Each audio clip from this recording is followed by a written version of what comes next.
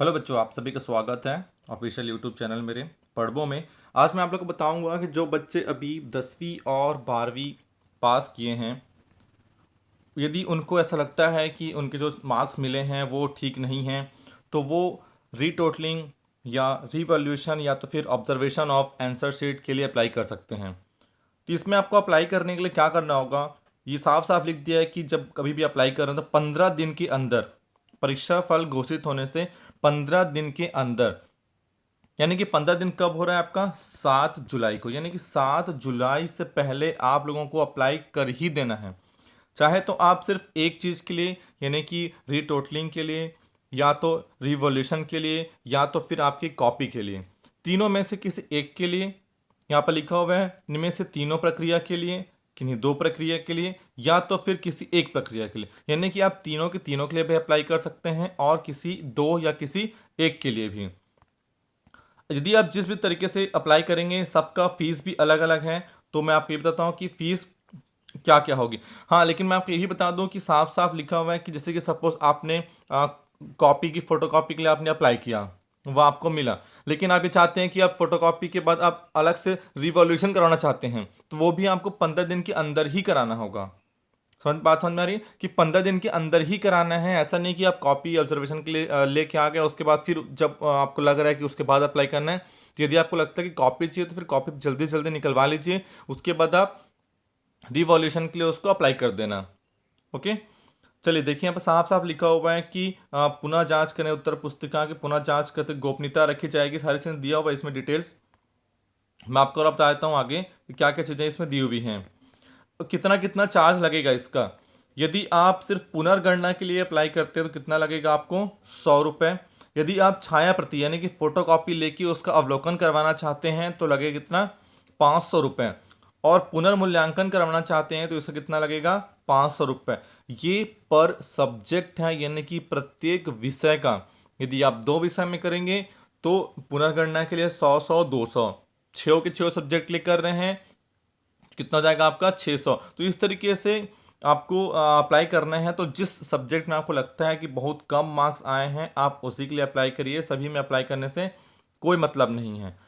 ठीक है, और देखिए इसमें साफ साफ दिया हुआ है कि यदि पुनर्गणना करते हैं तो पुनर्गणना में जो आपके मार्क्स हैं वो कम या ज़्यादा हो सकते हैं। पुनर्मूल्यांकन में आपके मार्क्स कम होते हैं तो कोई दिक्कत नहीं है, लेकिन पुनर्गणना करते समय यदि आपके मार्क्स कम हो जाते हैं तो वो आपको कम मार्क्स के साथ आपका आगे का मार्कशीट मिलेगा। ओके, चलिए अब फीस के लिए जो छूट दिया गया है कि जो भी आपका अनुसूचित क्षेत्रों में आते हैं, अनुसूचित क्षेत्र में आने वाले कौन कौन से जिला हैं, संपूर्ण जिला, जिला बीजापुर, जगदलपुर, दंतेवाड़ा, कांकेर, कोंडागांव, नारायणपुर, सुकमा और बलरामपुर, इस जिला में रहने वाले सभी के सभी बच्चों को अप्लाई करते समय 50% का छूट दिया गया है। और राजनांदगांव जिला के जो मानपुर और मोहला विकास खंड में रहने वाले जो बच्चे हैं, सिर्फ उन्हीं के लिए। अगेन साफ साफ बता दूं कि सिर्फ पुनर्मूल्यांकन के आवेदन करने के लिए 50% का छूट मिलेगा। पुनर्मूल्यांकन में कितना है आपका, 500 रुपये। तो इस 500 रुपये का 50% यानी कि 250 रुपये आपको लगेगा प्रति विषय, लेकिन बाकी के लिए नहीं है। ठीक है, यदि आप पुनर्गणना करवाते हैं और फोटोकॉपी लेते हैं तो उसके लिए आपको कोई छूट नहीं दिया गया है। तो उस केस में आपको पूरा का पूरा फीस पे करना पड़ेगा आपको। ओके दोस्तों, और ये आप कहाँ से अप्लाई कर सकते हैं, ये आप अप्लाई कर सकते हैं ये www.cgbsc.nic.in, इस वेबसाइट पे जाइए आप। इस वेबसाइट पे आपको एक फॉर्मेट मिल जाएगा, फॉर्मेट को आप ऑनलाइन फिल कर देंगे और पेमेंट भी आप ऑनलाइन कर सकते हैं। यदि आप ऑफलाइन करना चाहते हैं तो ऑफलाइन का भी ऑप्शन है यहाँ पर, मैं आपको बताता हूँ ऑफलाइन ऑफलाइन के लिए कैसे करेंगे आप।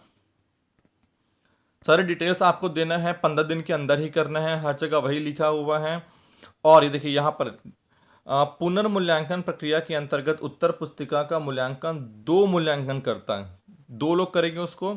और यदि जब दोनों के औसत के पूर्व में 10% या उससे अधिक वृद्धि होती है, 10% या उससे अधिक की वृद्धि होती है, तो अंकों में वृद्धि को मान्य होगा। यानी कि आप पुनर्मूल्यांकन कराएं, 2 लोग टीचर करेंगे उसको पुनर्मूल्यांकन। 10% या उससे ज़्यादा मार्क्स आपके बढ़ने चाहिए। तो आपके जो मार्क्स बढ़े हुए हैं उसका वैलिडिटी होगी। और यदि मार्क्स घट जाते हैं तो कोई दिक्कत नहीं है, आपका नंबर यथावत रहेगा। क्लियर है? चलिए और क्या बोल रहे हैं।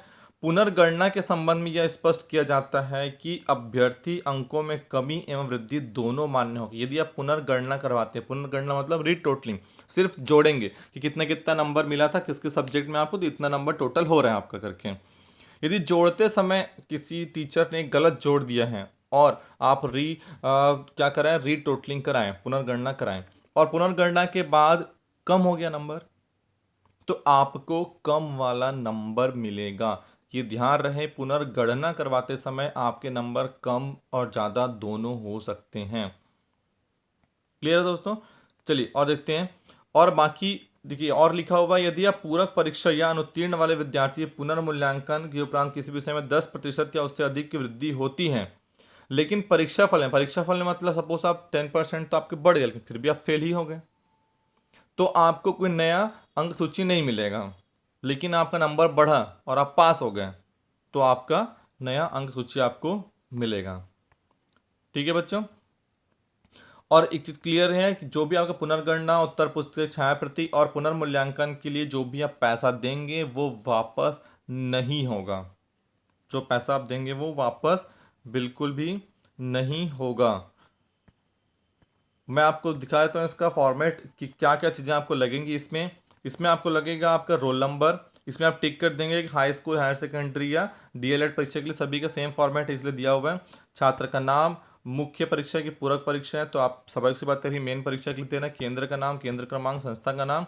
उसके बाद नीचे आप डिटेल देखेंगे तो यहाँ पर दिया हुआ है कि कौन कौन से विषय के लिए अप्लाई करना है। विषय का नाम लिखेंगे, प्राप्तांक लिखेंगे, और यहाँ पर आप लिखते जाएंगे 100 रुपये, 100 रुपये, 100 रुपये से करके 500, 500, 500, जिस चीज़ के लिए अप्लाई करें लिखते जाएंगे। टोटल इस सब को जोड़ के यहाँ लिखेंगे, यहाँ पर ये सभी को जोड़ के यहाँ पर, सभी को जोड़ के यहाँ पर, इन सब का टोटल आप नीचे यहाँ पर लिख देंगे।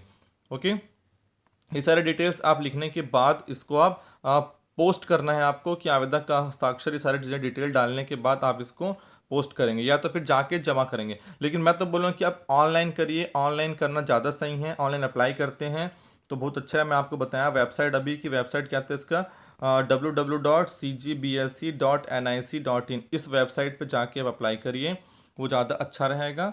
और उम्मीद करता हूँ कि जो बच्चे अभी निराश हो गए हैं उन लोगों के मार्क्स वगैरह बढ़ जाएंगे। लेकिन जिनके मार्क्स बहुत अच्छे आए हैं, ऐसा लगता है कि नहीं मेरे को और अच्छे मार्क्स नहीं मिल सकते हैं, तो बिल्कुल भी एक्स्ट्रा दिमाग ना लगाएं वो लोग। अब जितना मार्क्स मिला है उस पर संतुष्ट रहिए। वैसे भी सिर्फ एक मार्क्स है, मार्क्स से कुछ फ़र्क नहीं पड़ता है। चैनल को सब्सक्राइब कर देंगे बच्चों। और मैं आप लोगों को जस्ट नेक्स्ट वीडियो में बताऊंगा कि यदि आप क्या क्या सब्जेक्ट लेना चाहते हैं तो उसके लिए आप किस चीज़ के लिए अप्लाई करेंगे और क्या कोर्स आपको करना चाहिए आपके इंटरेस्ट के हिसाब से। धन्यवाद बच्चों, अच्छा लगा हो तो लाइक कर देंगे।